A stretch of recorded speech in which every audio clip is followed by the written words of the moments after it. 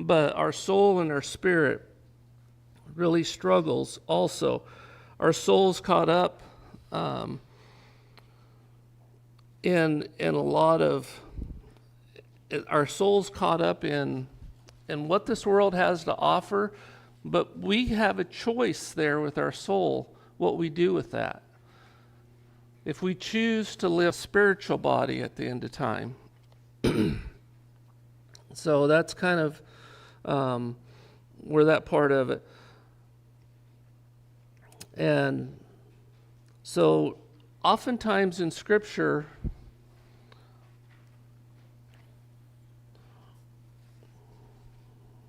we're referred to as the inner man, and it's kind of referred to universally with the spirit and the soul when you talk about the inner man. Outwardly, that inner man, that part of us that is spiritually inclined, has a tendency. And as we look at the Old Testament and we look at the people in the Old Testament, you will see that they have a tendency to go toward and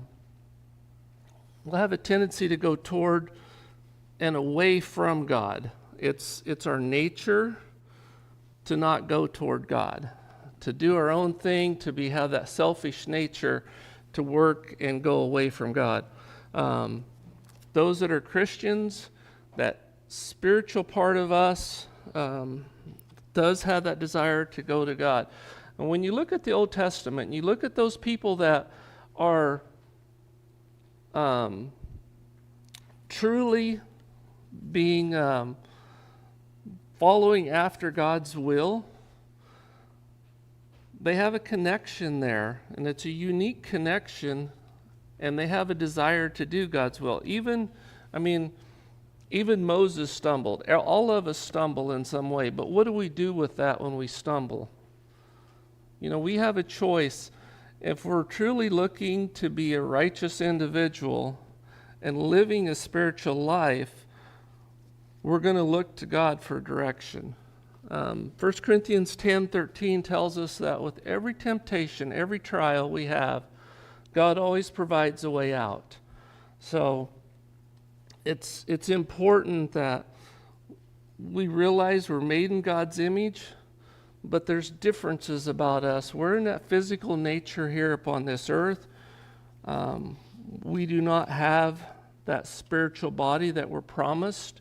After we die, we enter into a place called paradise, and then comes a judgment day, and that's the day that we'll be given a new body. So kind of real quick in a nutshell, that's kind of where we've been, what we've talked about. When we talk about volitional ability, the right to choose. So, and if you're following along in the outline, we're on 3 and beginning in D. And I have to apologize. On 3D, it says Proverbs 2:5, and that's supposed to be Proverbs 3:5. I fat-fingered that. So please make that correction on your outline.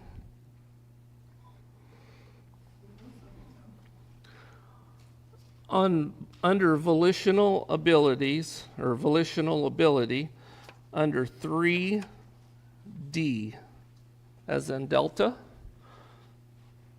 the scriptures that I have listed are Proverbs 2:5 and 14:12, and it's supposed to be Proverbs 3:5 and 14:12.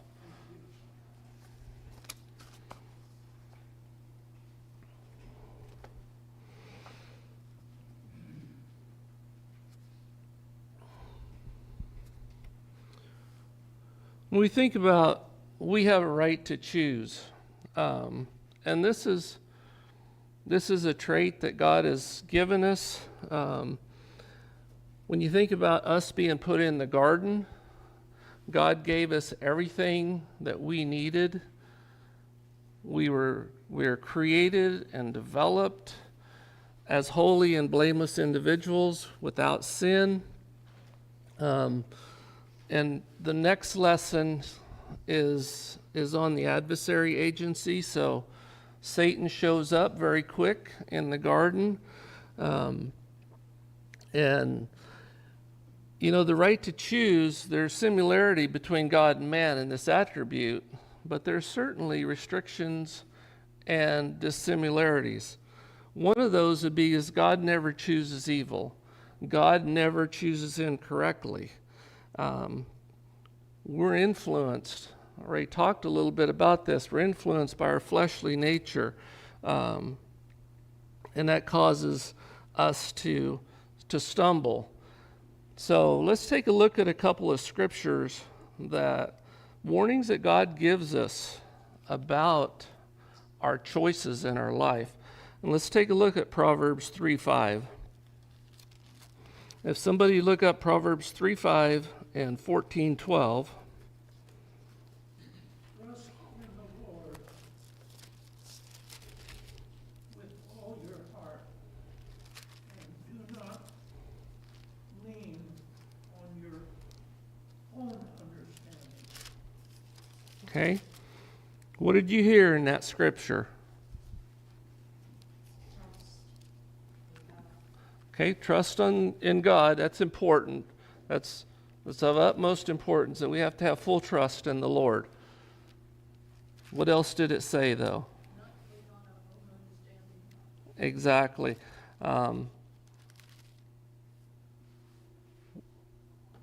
What is our tendency?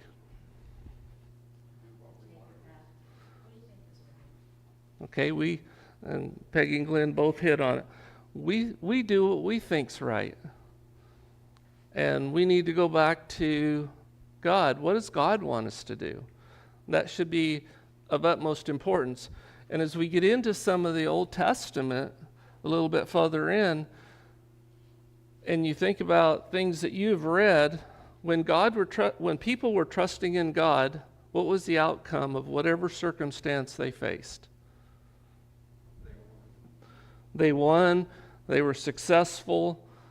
If they didn't trust in God and they took matters into their own hand, made their own decisions, what happened? They were punished for it. They were lost. There are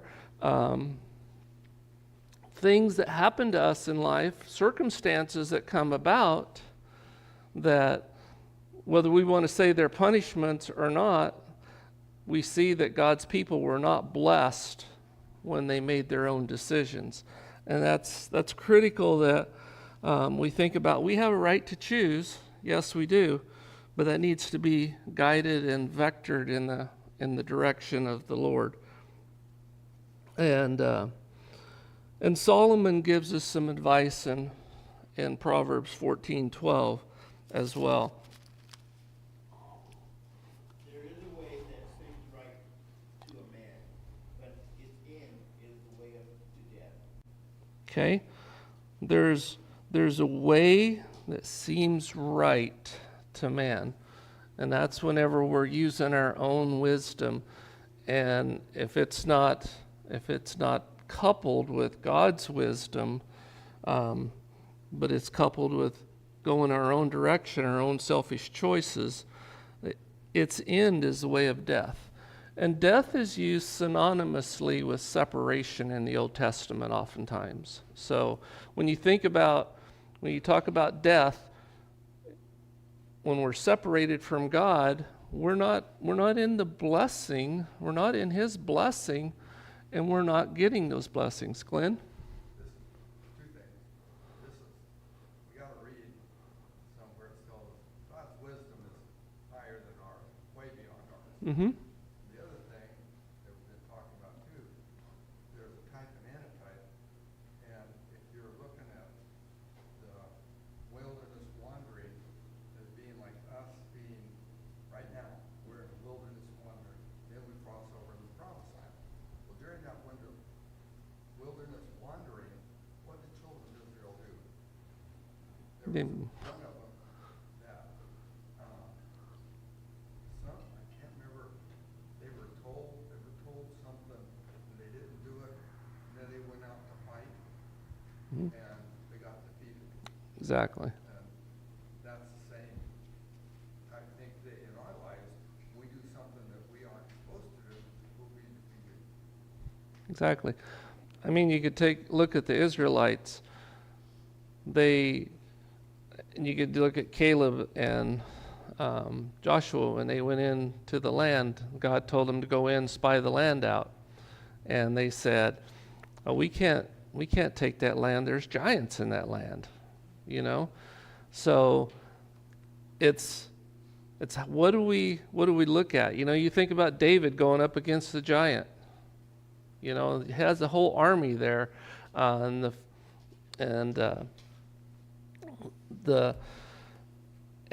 he said, you know, hey, I've slain a bear, I've slain a lion with God's help.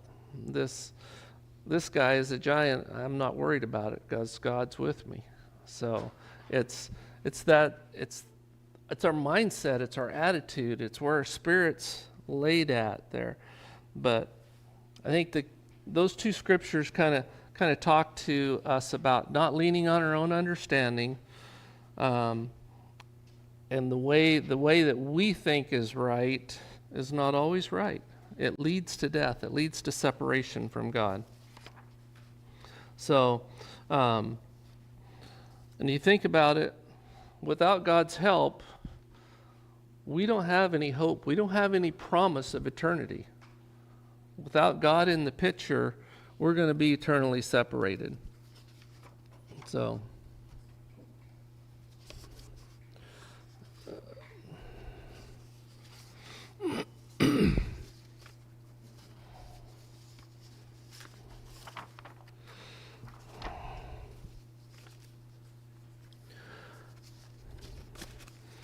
okay.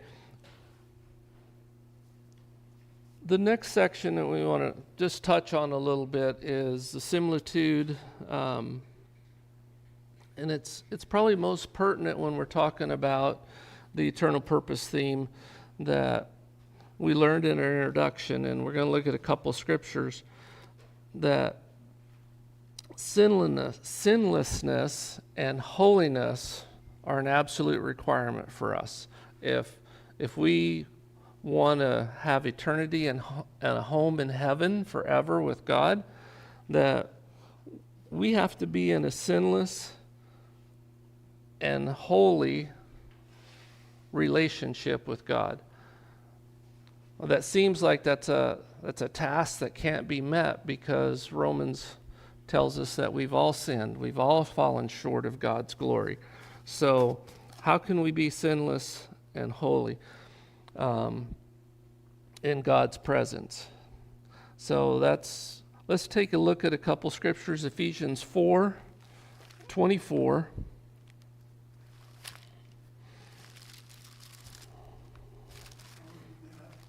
Okay, that's fine. Together.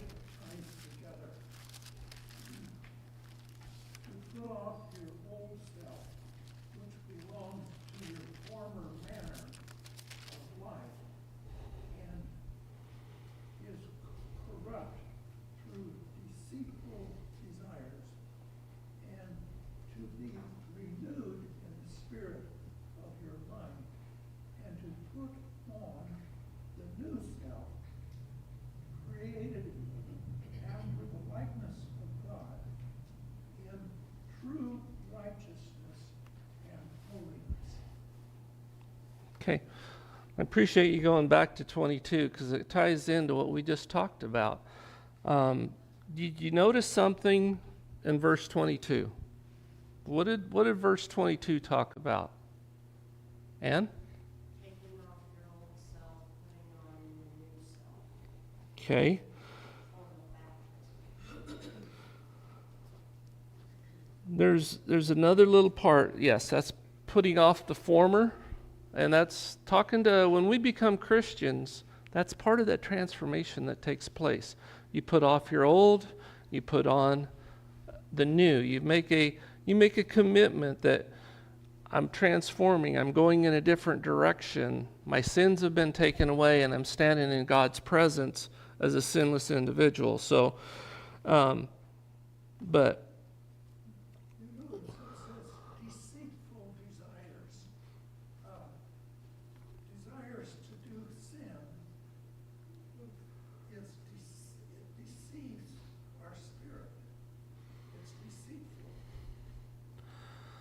And so, in order to combat that deceit, we have to always be looking to God for that direction. Is that not correct?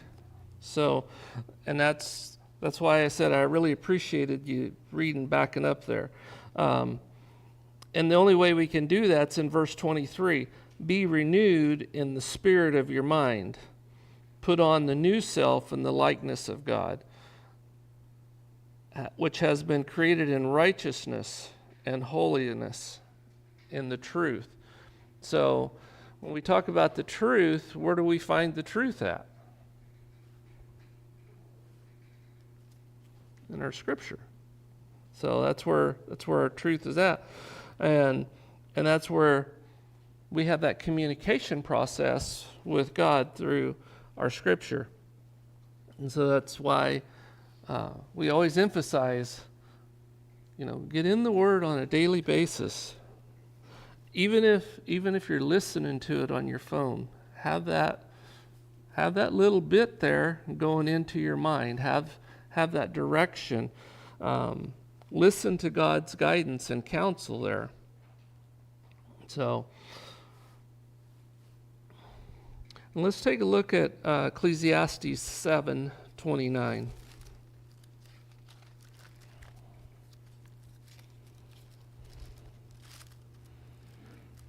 Truly, this only I have found, that God made man upright, but they have sought out many schemes. Okay? So again, we're going back to how we were made in the beginning, and God made men upright. That's how he made us. But we sought out many devices, many schemes. We've made choices in our life that separate us. And just like earlier when we talked about volitional ability, that when our desires overrule God's, that makes a separation or it causes death in our life. So, any questions on that part of it? I'm kind of want to try to finish up with this lesson today. Kathy? I like what it says in 22 that change your conduct. We can just say, yes, we're righteous, yes, we're Christians, but if our conduct says the opposite, then we're deceiving ourselves. That's very true, because I can't think of the scripture right now, but God says you'll be known by your actions. And I've heard a lot of people say, and I've had the experience, I think, once or twice, where people will say something to the effect of, you must be a Christian because of something I did or something I said. And I've heard other people say that as well. So your actions, the way you portray yourself, the things that you say and do in your life will either reflect God's glory or it will reflect the other side, which is the worldly nature or Satan's nature. So let's take a look at the seventh day for a minute. And I think we can get through this morning, and we're just really looking kind of at a highlight. So we've looked at the 6 days of creation. We looked at the pinnacle of mankind being created at the end. We kind of looked at our nature a little bit. The seventh day, and typically, what do we hear about the seventh day? God rested. And people think, and a lot of people have the misconception that God had to rest because of his creation. And that word rest comes from the Hebrew word Shabbath or Shaveth, which means to sit still. Doesn't mean that he needed to rest. It just means that he ceased from his previous work. God had finished his work in creation, and he sat still, or he ceased from future creation, or the word was rendered rested. The pulpit commentary out of volume 1, page 35, states it this way, and it's written on your outline, that the expression as it applies to God is a pure anthropomorphism. He who fainteth not, neither is weary, from Isaiah 40:28, can be conceived of neither as resting nor needing rest through either exhaustion or fatigue. Cessation from previous occupation is all that's implied in the figure, and it is quite compatible with the continuous activity in other directions. John 15:17 represents the Father as working from that period onward in the preservation and redemption of that world which, by his preceding labors, he had created and made. So, and it's also important to realize that the Sabbath wasn't made for God, but it was made for man.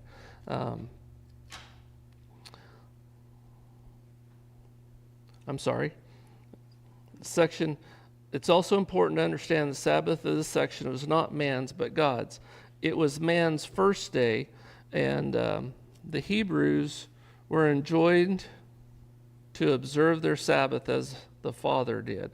And so let's take a look at Exodus.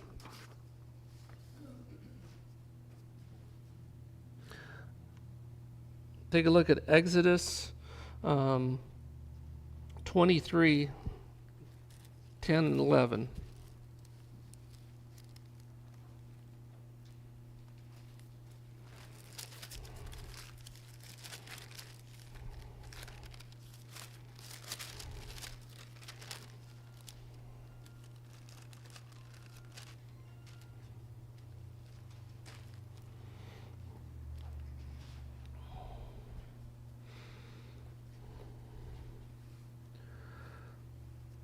When we talk about the Sabbath, Exodus 23, let's back up to Exodus 20, verse 8, and then we'll go to 23, verse 12.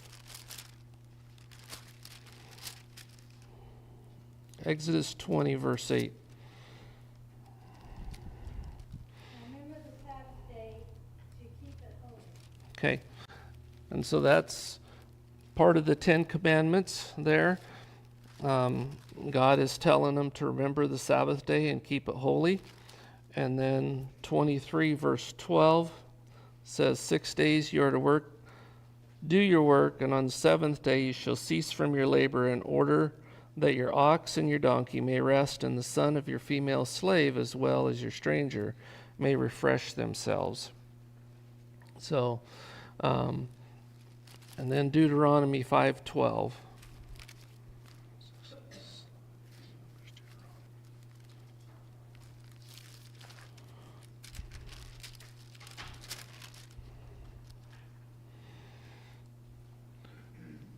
Deuteronomy 5:12 reads much like Exodus 20, verse 8 did. Observe the Sabbath day and keep it holy, as the Lord your God commanded you. So,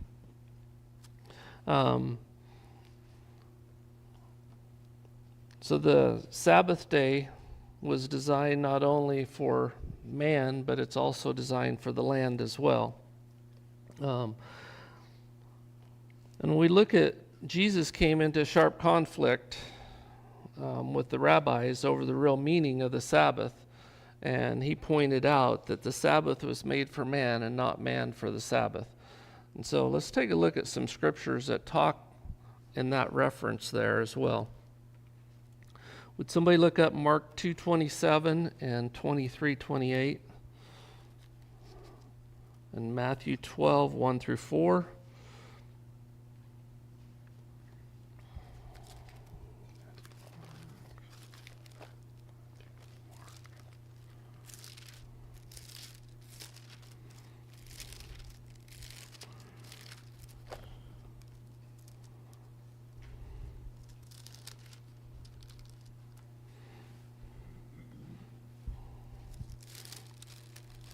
Mark 2:27. Somebody have that? Go ahead and read that. Jesus said unto them, the Sabbath was made for man, and not man for the Sabbath. Okay. So keep in mind that the Sabbath was made for man and not the Sabbath. Sabbath was made for man and not man for the Sabbath. And so if you look back, Jesus is referring to the Pharisees here that have you read what David did when he was in need and become hungry? He and his companions, how he entered the house of God in the time of Abiathar, the high priest, and ate the consecrated bread, which is not lawful for anyone to eat except the priest, and he gave it to those who were with him. And then he said to them that the Sabbath was not made for man. The Sabbath was made for man and not for the Sabbath. And man was not made for the Sabbath. And then 23:8.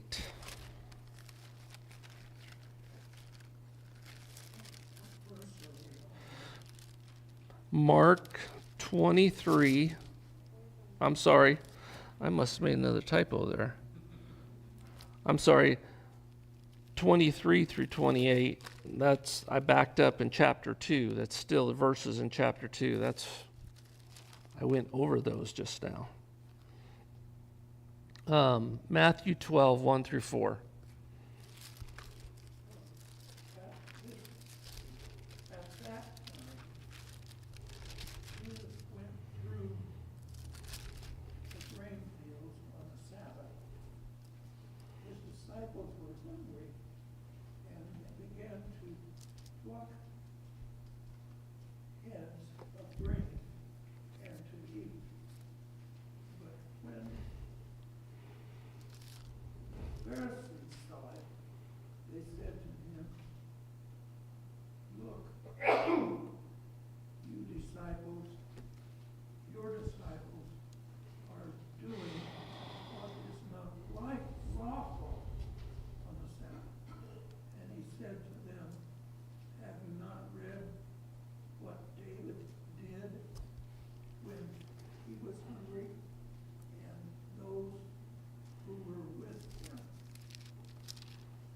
And he entered the house of God and ate the bread of the,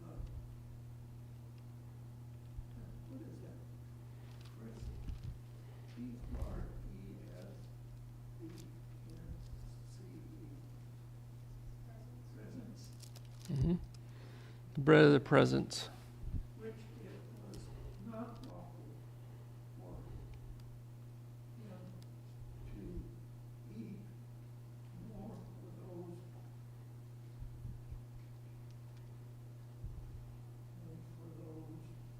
who were with him, but only for the priests. Okay? So again, the Pharisees are trying to accuse Jesus of breaking the Sabbath. And he's pointing out that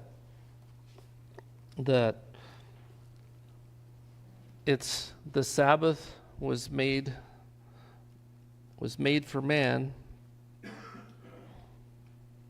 and not man for the Sabbath. So and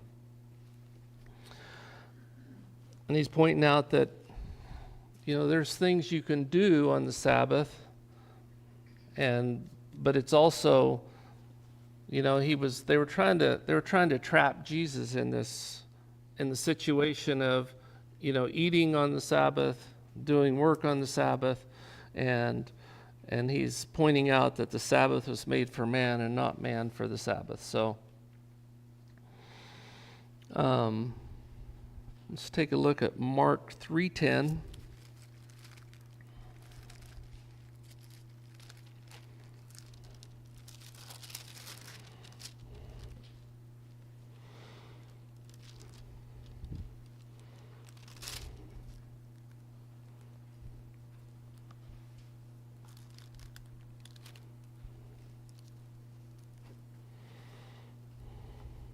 For he healed many, so that at Okay? And so again, he's healed on the Sabbath, and they're trying to say, well, you're not supposed to be healing on the Sabbath. So again, Jesus is pointing out that there are things you can do on the Sabbath, that it was made for man, and that man wasn't made for the Sabbath, but the Sabbath was made for man. Let you take a look at the other ones, because we're kind of running out of time here. The rest of those scriptures. And if you look at the Sabbath rest, was also designed to benefit the land. We already read about it was to give rest to the oxen. There are a number of scriptures there as well. I'll let you take a look at that. And there's really no observance of the Sabbath during the patriarchal time, when before the law was given. That first part, when we read in Exodus 20, was the first time that you really see that the Sabbath was to be observed. There's only hints of it in the patriarchal time prior to the law being given. And so if we take a look at Genesis chapter 8.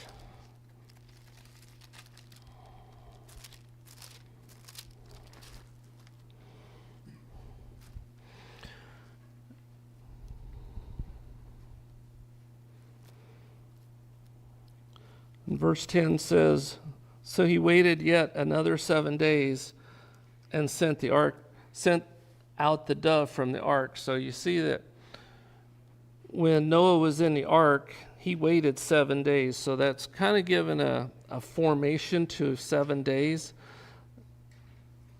And then in verse 12, "Then he waited yet another 7 days and sent the dove out, but she did not return to him again." And then if we go over to 29, chapter 29.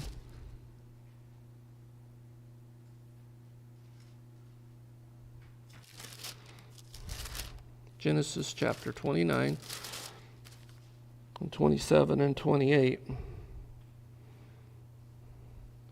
says, "Complete the week of this one, and we'll give you the other also for the service which you shall serve me for yet another 7 years. And Jacob did so and completed her week, and he gave him his daughter Rachel and his wife." So the 7-day concept is alluded to, but the Sabbath is never mentioned before we get to Genesis 20 there, where God gives the 10 Commandments, and he tells us to observe the Sabbath, or tells the Israelites to observe the Sabbath. I was going to also say about that there's a lot of things that came in during their Exodus period. Mm-hmm. And for example, the tabernacle, there was no instructions for the tabernacle before that. Correct. And there were no instructions for the Ten Commandment law. Those all came in later. That came in during the Exodus. Correct.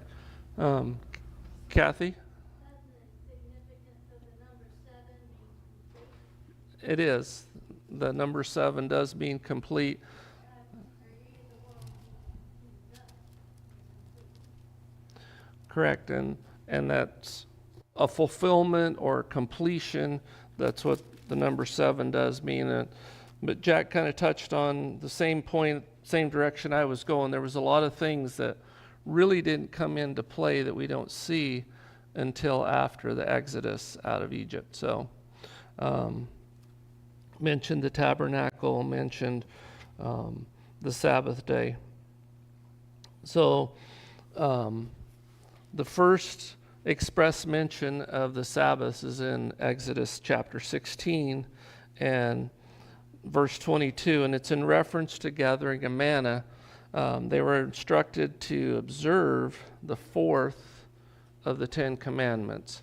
So, and they were told to gather enough to last them through the Sabbath day, and they weren't to gather extra. So we see that as well.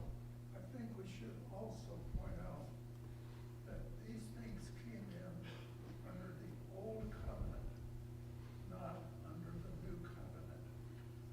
We live under the new covenant. Correct.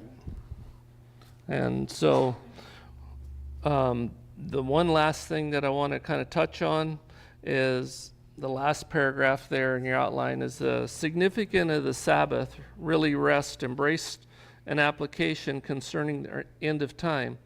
And Glenn mentioned type and antitype earlier. The Sabbath rest is that type of rest that we will enjoy whenever we get to heaven. And there's a couple scriptures there that talk about that. When they went into the promised land, they were supposed to be having rest from their slavery in Egypt. And then when we go into our promised land, we will have rest from this life here as well. And so our time is up this morning. I appreciate all the comments. I appreciate the feedback. And next week we will begin with the adversary agency.